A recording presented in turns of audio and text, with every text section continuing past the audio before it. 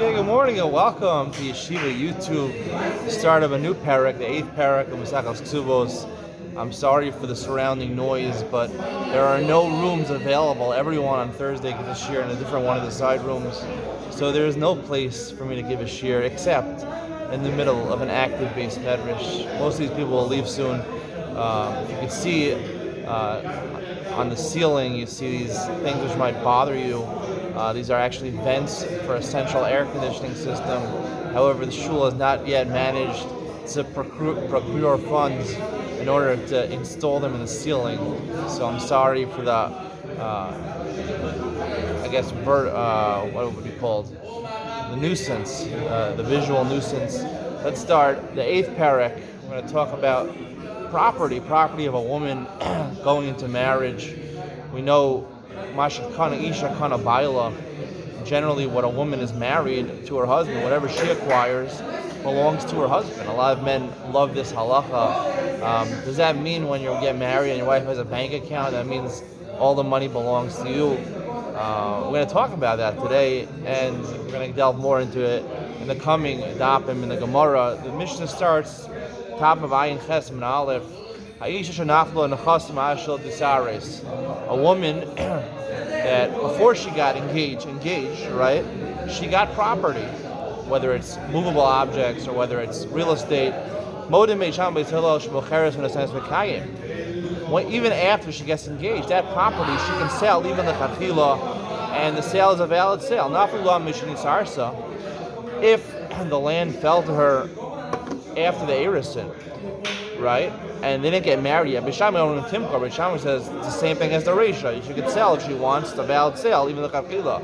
But Beisil Omrim Lo Timkar, and Beisil say she can sell. However, Beisil admits if she did go through with the sale before the Nisuin, right, it is a valid sale. Amar Yehuda states, Amar Gamliel, right? Since he acquired the wife, right? Why should this be? Shouldn't he be able to acquire? Why should it be that if he sold it, sold the property when it fell to her after Erisin, everyone agrees, even Beis Hillel agrees, a valid sale. He acquired the wife through Erisin. Kinyan Kaspo, we learned. Cohen, when he's Mekadesh woman, it's called Kinyan Kaspo. He's the kinyan of his money. He was zocha. Why shouldn't he be zocha in the nechasim, in a property? Should be invalid sale. Amar lahem, Rav retorted to the Chachamim, al chadashim anu boshim, al shetem agagalin sayashim. Even when the new things, meaning when they got married, she got property and she sold. I think the woman has the right to sell in those cases. And you want to say even during the Erisin she can't sell? Nafulah mishanisa. It's the third case. Let's say it fell to her property after they got married. She acquired some property. She got a Yerusha. Everyone admits, Beishama and Mesil, and all the Tanaim admit that if she sold the property, that the husband can be motzim yad lakupos. He can go to the person who she sold it to and take out. Now he can't take out the entire property if it's real estate, but he's entitled to the payros, right? We said that the husband, when he marries the woman, when he's nisuin, he's kona her payros, right? He's kona the payros tachas perkona, in the place that he gets the payros from her nitzah miluk. That's what we're talking about, nitzah miluk. Nitzah and Barzel basically is property where they make a deal. They get married and the woman says, I am giving you a certain set of money. And the husband, we learned in parak, the 6th parak, right, that if she gives him money, he has to value it 1/3 more and give her 1/2 more actually, and give her a return. If she's bringing in $1,000, he has to promise her when the marriage is out to give her back $1,500. He's allowed to use the property to make dividends in the interim during the marriage. And if it's movable objects that go down in value, so then he only has to guarantee 4/5 of the value back. That's called Nichseis on Barzell, where they make an agreement that's stipulated in the Kesuba. We don't do this. We don't make these stipulations in the Kesuba. But if they made a stipulation in the Kesuba, that would be Nichseis on Barzell. He has to return close to the face value of what she gave him. He gets to use during the marriage, and he has to return to Karen what he took from her originally. Nichseis Maluk, the husband gets the benefit from the payros, not from the goof. He can't take whatever she owns entirely, but any profits or any things which we'll discuss what comes from that property, the peiros, the fruits, literally fruits of a field, of a tree, he gets to eat and he gets to enjoy. He doesn't have to pay her back for those. He's kona that with Nisuin. I suggested he the rice is kona that. And because he's kona that, they were masakin chazal, that because of that he has to be there he has to redeem his wife if she gets captured, if she gets taken into captivity, he has to ransom her. So, if it's Mishanises, Ele Lamodim Shemakom Nasta Shabbat Motzi Kukos, the Gemara is going to say on Amud Beis, he gets to take out the payros. He can't remove the entire field, but he's entitled to the payros during her lifetime. Ajshal Nises Benises. What about a fourth case, right? It fell to her during Erisin, and then she got married, or maybe even before Erisin, and then she got married, and she sells and she holds it, and then she sells after Nisuin.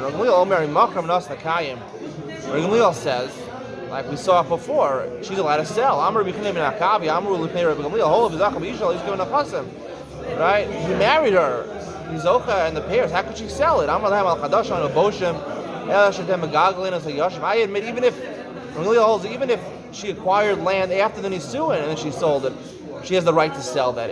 You can't invalidate the sale. You want to say even if she got the property before the Nisuin and then she got married and then she sold it.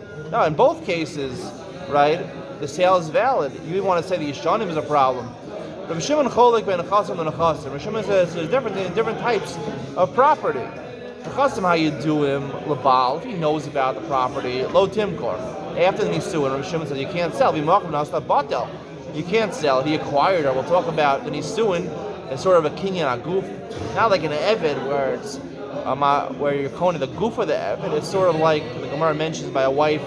She's called gufo, ishto kegufo. They're like one body. So he acquires her body in some regards, and therefore the goof of her karko also, as well to be makabel the peiros. Bein Nechasim and Nechasim. Nechasim are doing the Baal if he knows about them. Lo Timkor, Makar Nimata Batal.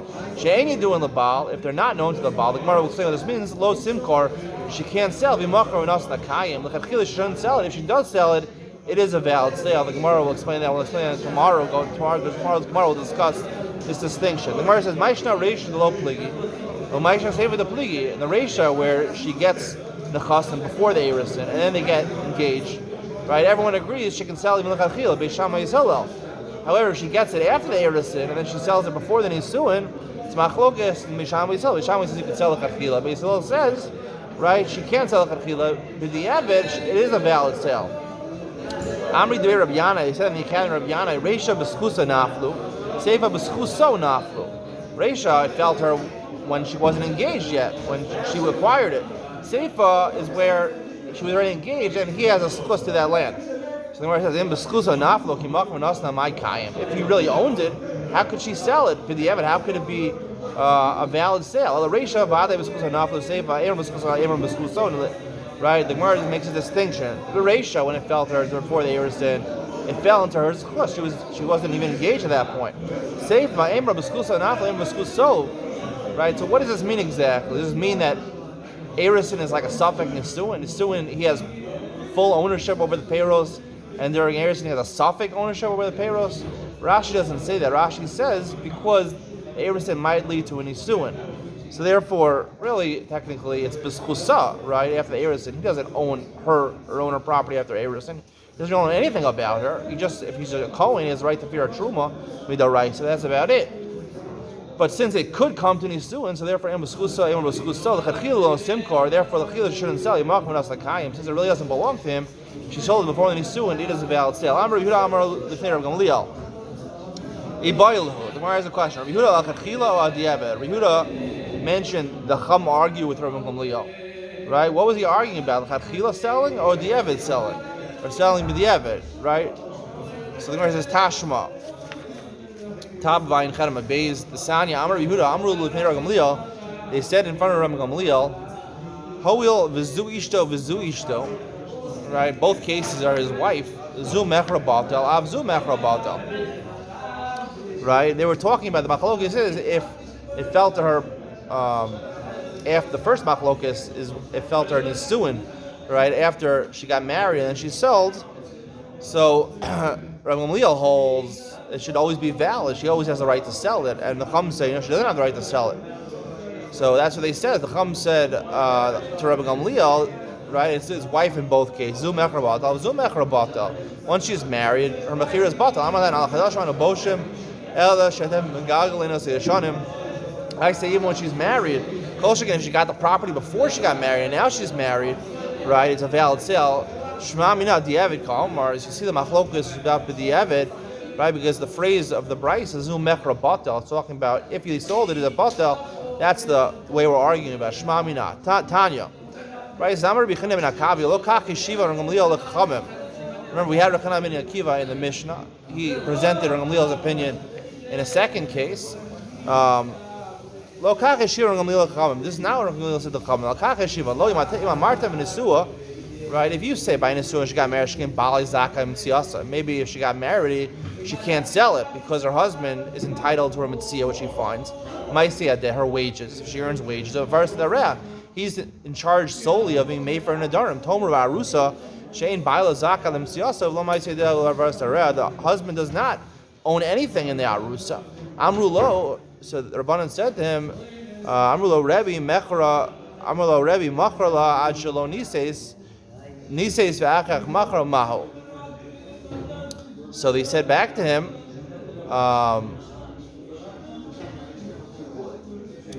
if she sold it before she got married, or she got married and then she sold it, so Rabbi Gamliel said, in that case, in when she's niseh, she gets married, it's a valid sale, like Rabbi Gamliel's shita. So the Rabbanan retorted to him. They said once he acquires the wife, Mashakana Ishta Kana Baila, and he should be entitled to the Chasim. She can't sell it. Amalhem. He said back to them, Al Chadashim Anu Boshim El Hashem Magagalin As Yashanim. Gamliel's famous shita is that even if they're married, even if she got the property when she was niseh, she sold it after nisuin, the husband, she has the right to sell it, and it's a good sale. The husband can't take that sale back. He can't revoke that sale. So, of course, a Yeshanim, in the case where it belonged to her before the Nisuin, and then she got married and she sold it, certainly in that case it should be a valid sale. And you say in both cases it's not a valid sale. So the Gemara asks, we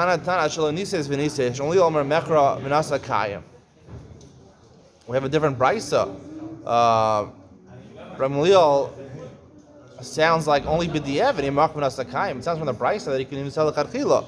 Amar Rav Tani mocheres v'nas sakayim. No, you have to switch around the words of the brisa. She can sell it and it's a valid sale, even the karchila. Rav Papa Amar, a different answer. Lo kasha.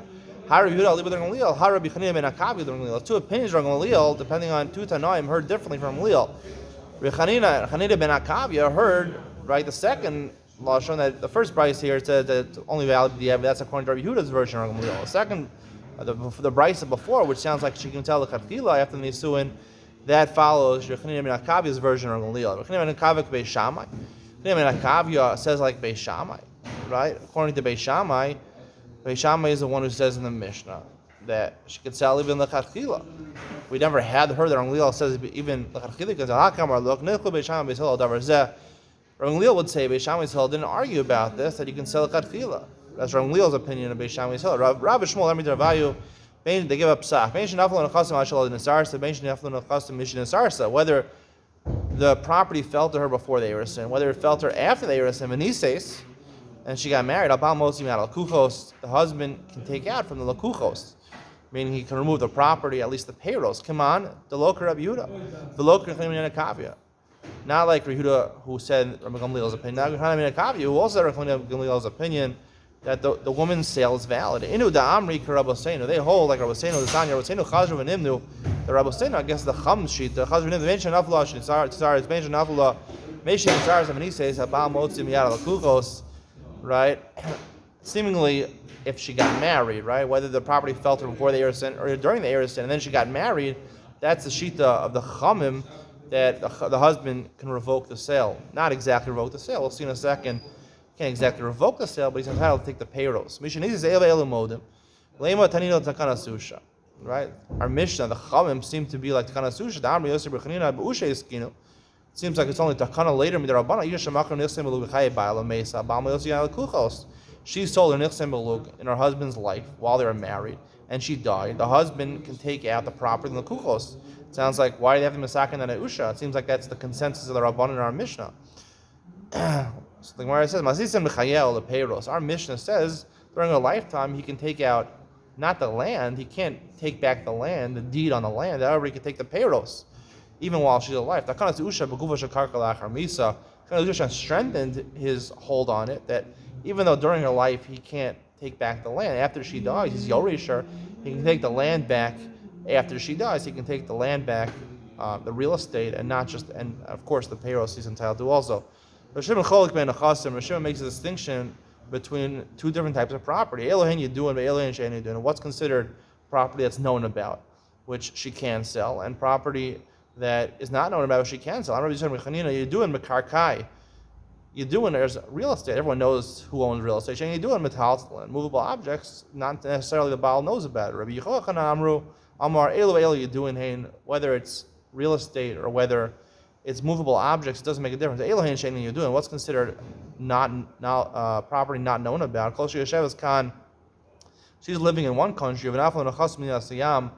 She gets property from a Yerusha in a different country, and the husband doesn't know about it. What's considered, the Brisa supports this, what's considered property that's not known about, that it fell to her in a different Medina, fell to her in a different country where the husband has no idea about it. We'll discuss more tomorrow why it matters that it fell to her in a different country. Technically, if they're married, so wherever it is, he was konet. How could she sell it? If you hold she can't sell it after marriage, why in this case could she sell? We'll talk about that more tomorrow. Stay tuned for Ian with Ben Steel on the first one of the 8th parak. We're going to talk more about the distinction in the first two cases in the Mishnah. If she got property before the Eris and then got engaged, or she got property during the engagement and then tried to sell it during the engagement, there's a machlokes according to Beis Hillel. L'chadchila, she can sell in the first case, and the second case, she can only sell b'diavad, only works b'diavad. Stay tuned for Yom Etzion. We discuss that distinction coming up next.